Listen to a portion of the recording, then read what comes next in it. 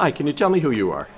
I'm Lucy Vandenberg, and I'm the Executive Director of PlanSmart, New Jersey. We're a statewide nonprofit organization that advocates for smart growth and sound land use planning.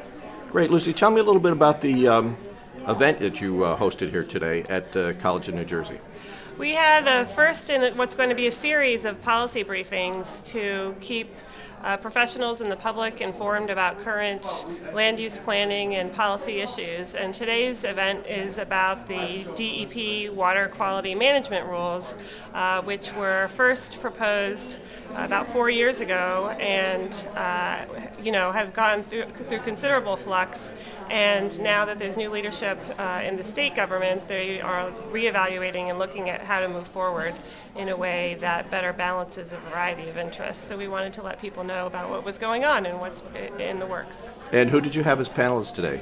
Michelle Sakurka from the DEP, who is looking at the future of this program, was our first panelist. And then we also had a variety of perspectives, from the perspective of a land use attorney, a developer, somebody from the environmental community, and an engineer. So we really wanted to bring a range of perspectives. And that was, they sort of represented the folks that you had in the audience today, too, which was a good audience, a good size audience, I understand. Yeah, we had a great audience. We had a full house today, and we had engineers, attorneys, developers, as well as counties and nonprofits in the audience. Wonderful. And you have an event coming up in July, I believe. Was that, in September. Yes, okay. In September we're looking at doing something on the DEP waiver rule, which we all know is speaking of flux, is in considerable flux. And so we will wait and see what happens with that. But we plan to have a number of additional events, including things on brownfields remediation, transportation,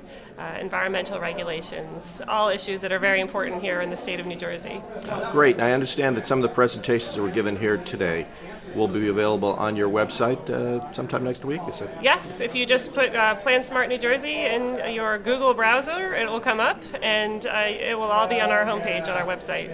Great, thank you so much. Okay. Hi, can you tell me who you are? Michelle Sakurka. I'm the Assistant Commissioner for Water Resource Management in the New Jersey Department of Environmental Protection. Michelle, you made a detailed presentation here today at this event, but it's a little unfair to ask you to summarize, but can you tell me, where does water quality management stand at the moment? What's the status from your department's point of view? Absolutely. So right now what we're doing, we're looking to take a comprehensive regional environmental approach to how we handle water resource planning for the future. We need to step back and we need to look at comprehensive issues, all the issues that impact a particular watershed as a good example. Watershed management is a good way to look in a regional comprehensive way, but all the issues in a watershed are not the same from watershed to watershed. So how do we go into one area? How do we address CSOs, combined sewer overflow? How do we address flood hazard? How do we address stormwater? What's water supply for that area? How is water flowing, and how does that impact the opportunity for future growth in that area? It's a big agenda. It is a very large agenda.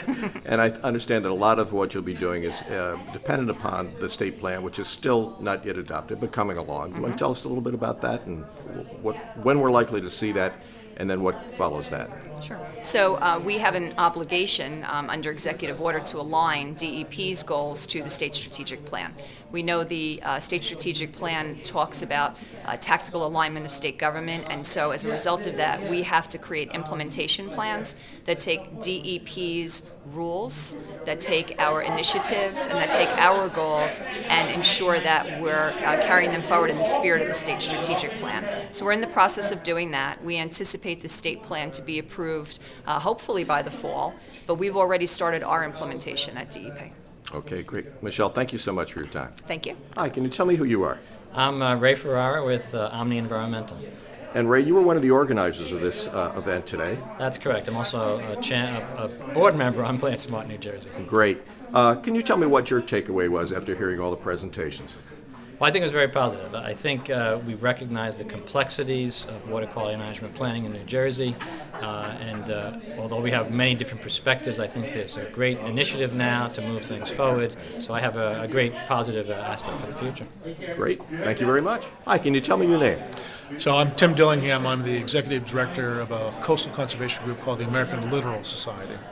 Tim, you participated in this forum today as a presenter, but let me ask you, you heard all the other presentations and questions from the audience. What is your takeaway from this today?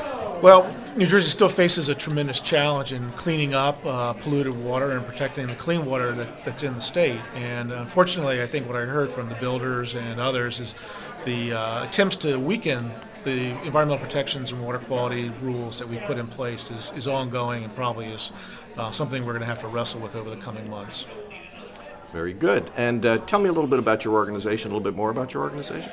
Well, we're a 50-year-old nonprofit membership-based organization. We have about 6,000 members. We work on advocacy around clean water and coastal habitat protection. We run education programs, and we have a very active public interest litigation program where we go to court over environmental issues. Okay, and where can folks find you online? Well, we're at www.littoralsociety, LITTORAL society.org. Thank you very much, Tim. Hi, can you tell me your name? Sure, it's Dave Fisher, and I'm Vice President of Governmental Affairs with K. Hovnanian Homes. K. Hovnanian Homes. Okay, Dave, you were one of the participants today in the panel, and you heard all the others. What's your takeaway? What did you get from this event today? I think what's important is that there's been discussion amongst all the partners, including the state in particular, about how to address wastewater needs and water quality concerns going forward. The planning process, in my opinion, has to precede the finalizing of all of these wastewater plans. If we don't know where we want to grow versus where we want to preserve, it's really hard to plan for wastewater needs. And I think that, in that respect, we have to make sure that we get the planning right and optimize our land use opportunities consistent with local plans, and then address our wastewater needs and protect water quality at the same time. Developers have been a so-called stakeholder in the developing of the new state plan, and I'm sure you've been participating in that.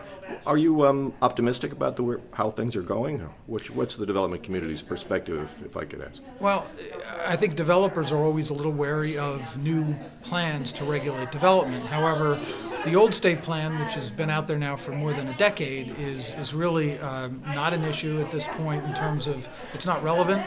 It hasn't been cross-accepted by towns. Towns don't use it. So even though it's out there and people still talk about the planning areas, what's important about this new state plan initiative, and I am somewhat optimistic about a new direction in state planning, is that all of the agencies are talking amongst themselves and are supposed to get on the same page with this new state plan. They're talking about high investment, high priority growth areas, which are important to the state for jobs, and integrating housing in that. And that's what we do, and we want to see that housing's an important component of servicing future development and redevelopment in New Jersey. Great. Thank you so much, Dave.